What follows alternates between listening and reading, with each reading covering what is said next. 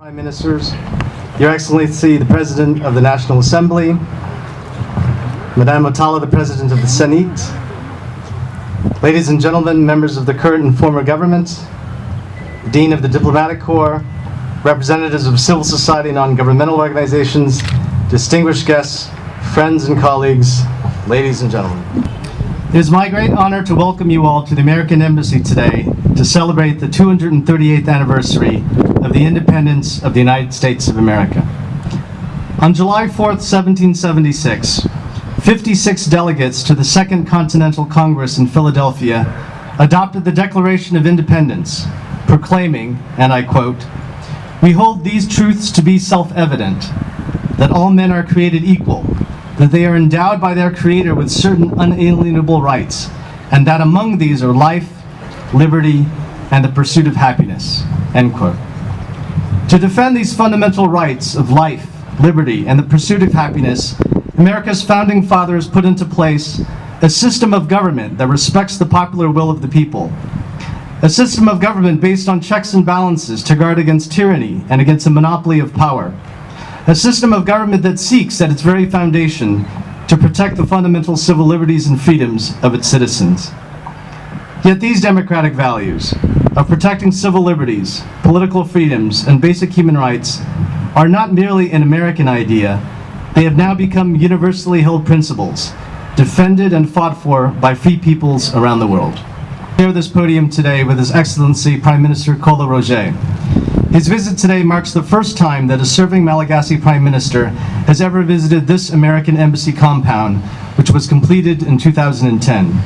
We are grateful for your presence and for the bilateral partnership that it highlights. Another key aspect of our bilateral relationship is our academic and cultural exchanges, both formal and informal.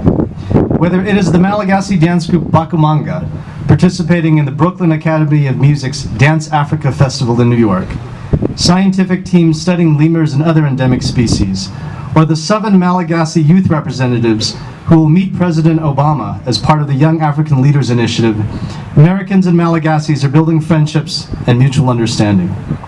In doing so, they are building on the legacy of André Rozov, the famous Malagasy American composer who lived in Harlem, New York in the 1920s, composing hundreds of songs that were played by Cab Calloway, Fats Waller, and Benny Goodman. Yet another aspect of our bilateral relationship is the tremendous development work being done by USAID. Thanks to the efforts of USAID, which in 2014 celebrates the 30th anniversary of its engagement in the country, the United States has become one of the largest bilateral donors to Madagascar. During the 5 years of the coup regime, the United States provided more than $60 million a year in life-saving humanitarian assistance, highlighting that the United States recognized the needs of the Malagasy people, even if it did not recognize the government. Today, however, a new elected Malagasy government has taken office, one that the United States recognizes and embraces as a partner. In March, President Rajanarimampian visited Washington and New York, and we look forward to the participation of the President in the US-Africa Summit with other heads of state in August.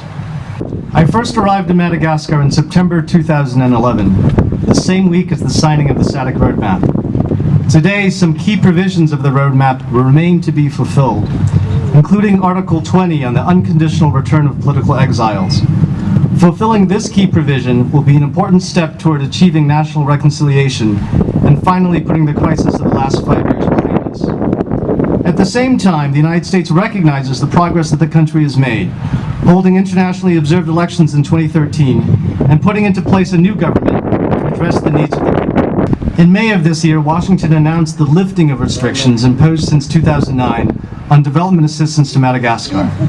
As a result, in fiscal year 2014, USAID will provide $49 million for health programs to benefit the Malagasy people, $11 million for food security, but also for the first time since 2009, some $2.5 million for biodiversity programs to help conserve Madagascar's precious natural resources. In addition, Washington's lifting of restrictions has led to our re-engagement with Madagascar's armed forces.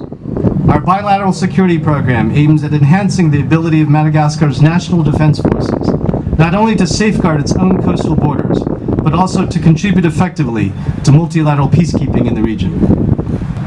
Finally, just last week, on Madagascar's Independence Day, President Obama announced the restoration of Madagascar's eligibility for AGOA.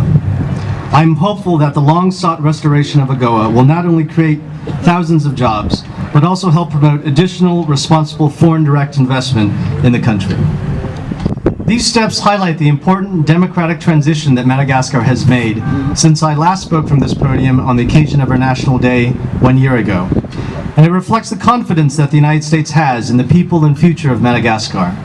Together, working with the government and with Madagascar's other international partners, we are determined to revitalize our cooperation and restore the close level of engagement and assistance that helped Madagascar realize record levels of growth just a decade ago. Let me take this opportunity to thank the following private sector members of the American Chamber of Commerce for their investment in Madagascar and for the gracious support of this afternoon's reception.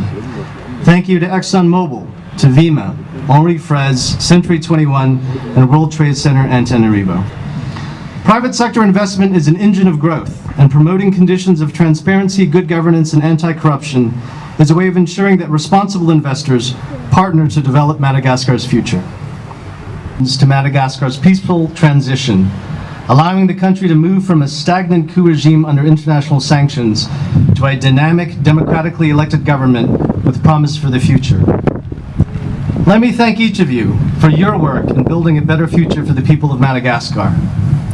As I prepare to depart Madagascar in August, after nearly 3 years in this country, I am encouraged by the prospects for Madagascar's future growth and prosperity. In conclusion, let me note that the United States recognizes the many challenges and opportunities that exist as Madagascar struggles to build a better future for the next generation. As one of the largest bilateral donors in the country, the United States remains committed to supporting the socio-economic development of Madagascar, committed to renewing our strong and historic partnership with the Malagasy people, and committed to ensuring that the American Founding Fathers' belief in life, liberty, and the pursuit of happiness is one that is defended not only in the United States, but in Madagascar and around the world. Thank you.